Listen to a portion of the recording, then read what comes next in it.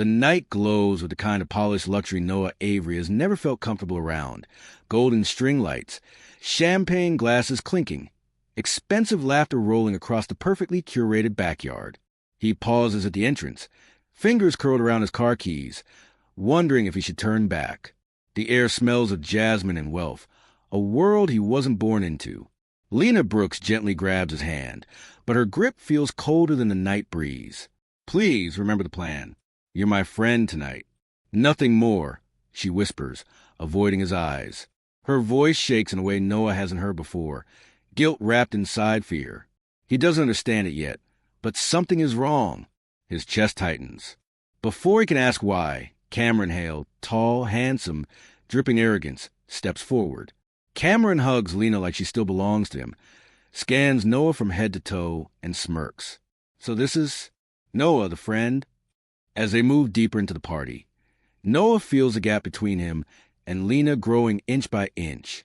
She walks 2 steps ahead, never beside him, never close enough for anyone to assume they're together. When people greet her, she forces a bright laugh, one she doesn't use with him anymore, and introduces Noah as a co-worker who helped me move. The words stab him harder than he expects. A co-worker? After everything they've shared? He swallows the pain, standing quietly as conversations wash over him like static. Every time he tries to stay near her, she slips away, pretending to get a drink, pretending she needs to greet someone else. She avoids his touch like it would expose a secret she's desperate to hide. Noah starts seeing the truth he didn't want to admit. She's ashamed of being with him. It's not jealousy he feels. It's humiliation spreading through his chest. Then Cameron pulls Lena aside with confidence that burns Noah's nerves raw. "We need to talk," Cameron murmurs, hand on her lower back, guiding her away like he owns her. Noah stays behind, but not far.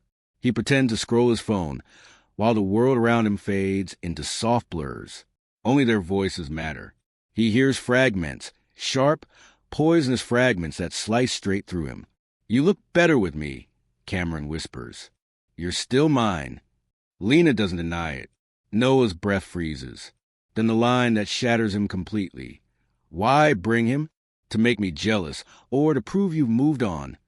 Noah feels something heavy crack inside his chest. The humiliation is no longer subtle. It's violent. It's betrayal dressed as casual conversation. His jaw tightens, fists clench, and for the first time tonight, Noah realizes he wasn't invited as a guest. He was brought as a prop. Noah Avery grew up in a house where silence felt heavier than noise. His mother left when he was 9, walking out with a single suitcase and a half-hearted apology that still echoes in his memory. After that, life became a quiet duet between him and his father, a gentle, soft-spoken man who taught Noah to survive by staying calm, by never escalating, by absorbing pain instead of returning it. Conflict was something to tiptoe around, never confront.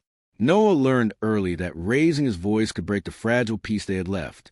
As he grew older, that emotional armor became permanent. He became the kind of man who apologizes first, who forgives easily, who hides his hurt behind half-smiles. Even in his career as a digital illustrator, talented, imaginative, but overlooked, Noah learned to accept being undervalued.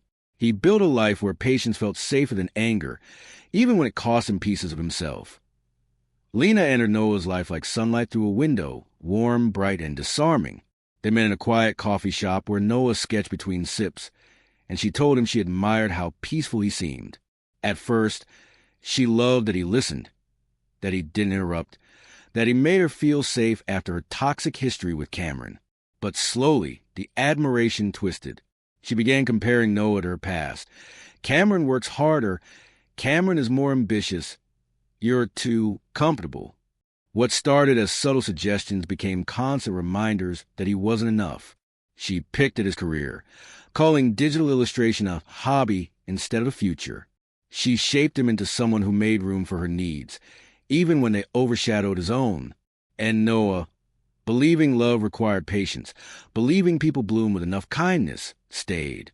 He didn't see he was slowly fading into a background character in his own story. Lena Brooks isn't cruel. She's conflicted. Cameron, her wealthy ex, once held her heart like a vice. twisting her confidence until she needed his approval just to breathe. She escaped him, but not the insecurity he planted. With Noah, she found comfort, but with comfort came fear. Fear she settled. Fear she wasn't winning at life. Fear she needed someone impressive, not someone kind. So when Cameron reappeared, she panicked. She told Noah to pretend to be just a friend, claiming to avoid drama. But the truth was darker. She wanted Cameron to see her without judgment, without thinking she downgraded. Noah agreed because he always does, because supporting her felt like the right thing, even when it cracked something inside him. Tonight is the tipping point. Tonight, Noah will finally learn if Lena truly loves him, or if she's still emotionally tied to a man who once broke her. The party reaches its peak when Cameron Hale steps into the center of the garden, champagne glass in hand, commanding the crowd with the natural arrogance of a man who has never been told no. The music softens, guests turn, and lights settle on him like he's the star of the night. Noah stands on the edge of the gathering, watching Lena drift toward Cameron as if pulled by memory, habit, or something far more dangerous. She takes her place beside him, shoulder to shoulder, close enough for whispers, and Noah feels a distance like a blade pressed into his ribs. Cameron raises his glass, smirking. To Lena, the one who got away and maybe came back tonight. Laughter erupts. The joke isn't just a joke. It's a public claim, a declaration, a humiliation wrapped in champagne and charm. And Lena, instead of correcting him, looks down, silent. In that moment, Noah becomes painfully aware. He's not part of her world tonight. The laughter ripples through the crowd like a cruel wave, and Noah feels himself sinking under it. People glance toward Lena and Cameron with knowing smiles. Smiles that say they see a couple, a perfect match, a reunion, the kind of pairing you root for if you don't know the truth. Meanwhile, Noah becomes invisible, standing alone among polished shoes and designer dresses, swallowed by a world that refuses to acknowledge him.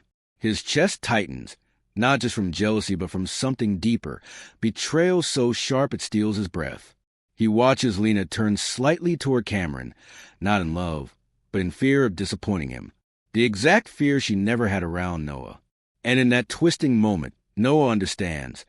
She chooses convenience, comfort, and validation over honesty. It's the realization that breaks him. He doesn't explode. He doesn't cry. Instead, he feels an eerie stillness settle over him. Then Noah sees it, the tiny, devastating gesture that shatters the last piece of him. As people glance at her hand, Lena casually slips it behind her back, hiding the ring finger he once believed mattered. Not a flinch, not hesitation, just a smooth, practiced motion meant to erase him from the narrative entirely. That small act is louder than Cameron's toast. It's louder than the crowd's laughter. It's the moment Noah finally understands that he's been playing a role Lena wrote for him.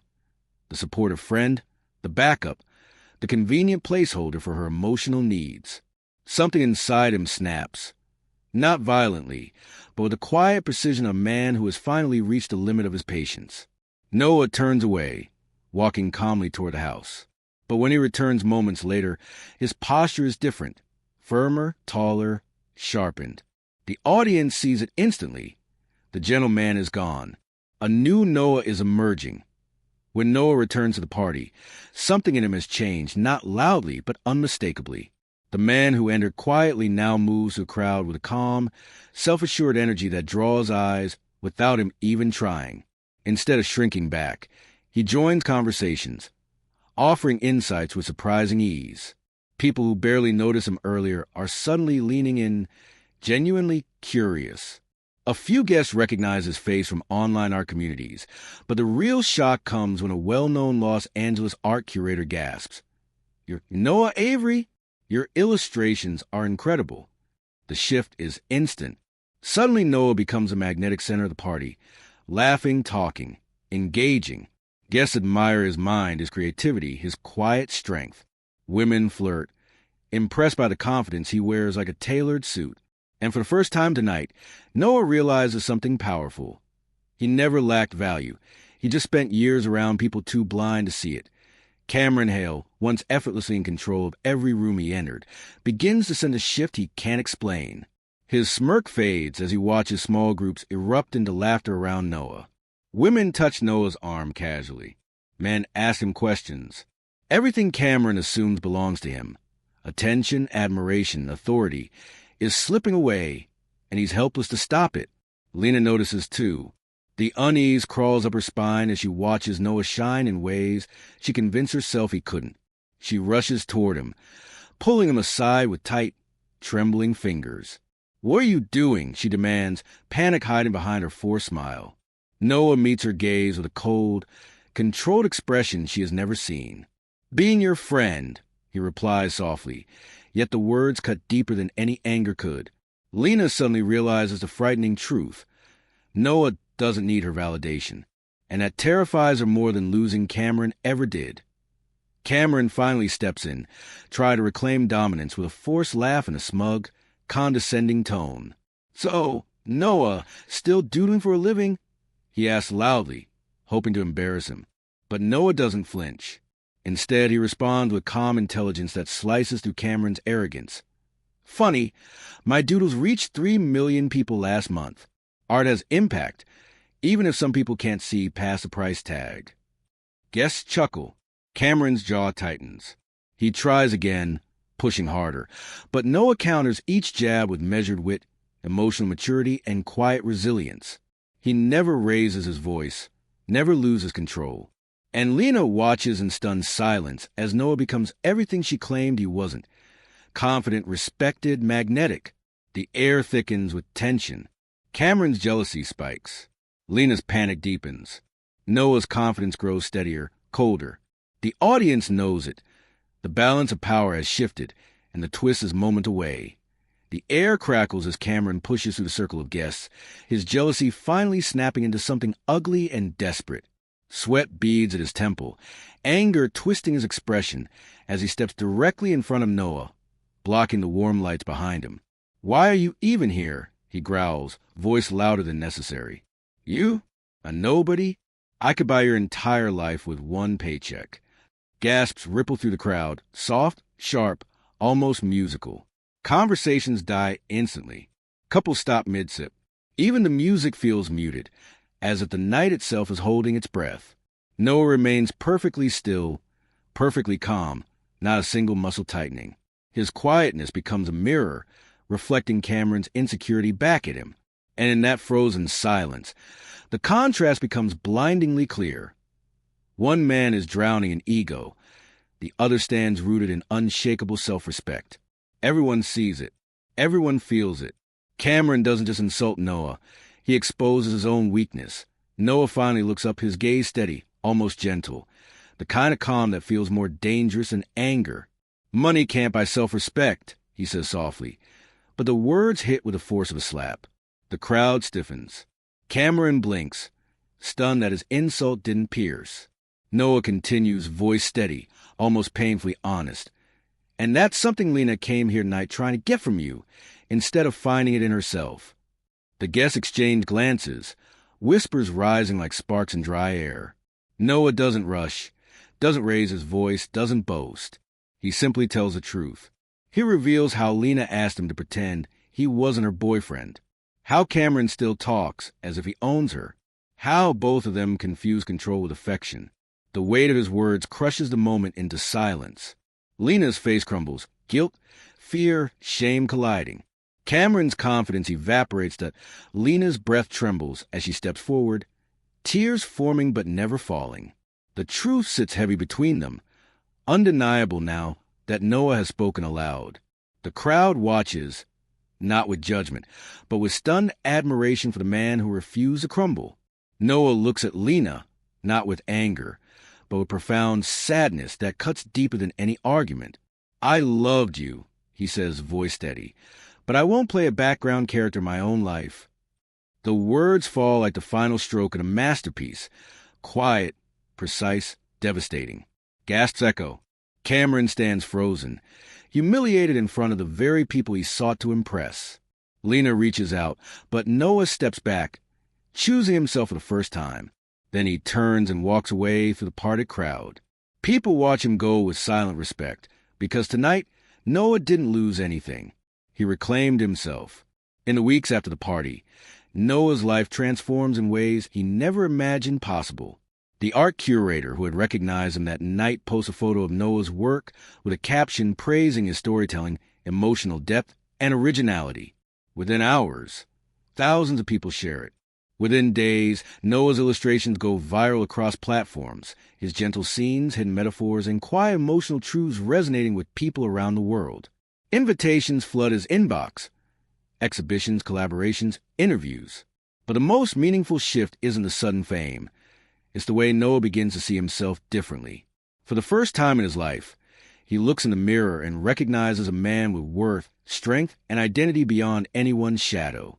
He starts spending mornings in a sunlit studio, drawing with a sense of liberation he'd never allowed himself before. The world hadn't changed, Noah had, and now he was finally living for himself. Lena Brooks spirals quietly, not dramatically, not destructively, but with the slow, painful recognition that she sabotaged the only relationship built on genuine love.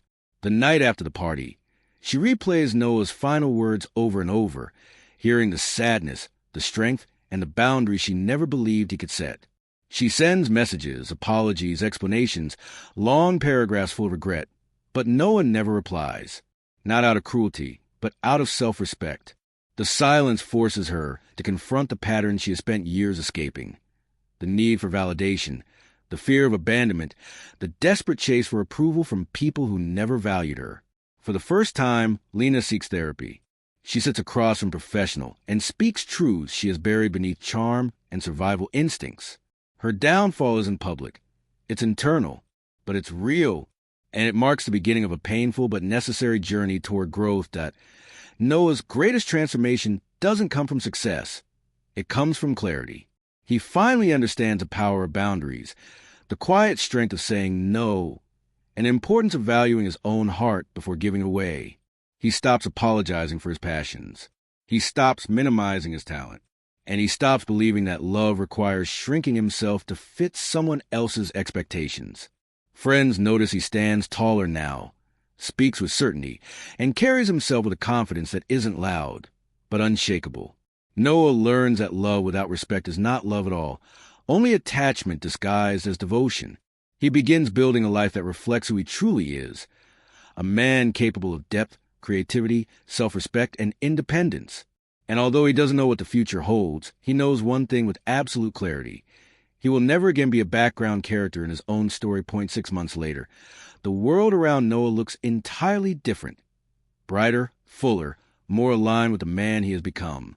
He stands in the center of his first solo art gallery show, surrounded by walls filled with pieces that carry fragments of his soul, moment of quiet resilience, painful awakenings, soft victories, and the freedom that comes after choosing yourself. People move slowly through the space, studying his work with awe, whispering compliments, pointing out details only someone who feels deeply could paint. Noah watches them with a calm, steady pride, not ego but gratitude. His father arrives a few minutes later, older, gentler, eyes shining with the kind of pride that comes from watching your child finally see his own worth. He places a hand on Noah's shoulder. "Proud of you, son," he says softly. Noah smiles, truly smiles, peaceful, whole, steady. In that moment, he feels complete. He finally belongs to himself. Later in the evening, after conversations and handshakes and flashes of validation he once never believed he deserved, Noah steps away to a quiet corner of the gallery. He checks his phone out of habit, not desperation, not anxiety, just routine. A new message request sits at the top of the screen. The name makes his breath pause, not from pain but from memory. Lena. He opens it. Just one message. "I'm sorry. I hope you're doing well." No drama, no manipulation, no attempt to pull him back. A small, simple apology from someone who is trying, in her own way, to heal. Noah stares at it for a moment, not with anger, not with longing, but with acceptance. This chapter is closed. Gently, he presses the power button, turning off his phone. The message fades into darkness, just like the version of himself who once waited for her approval. He has nothing left to answer.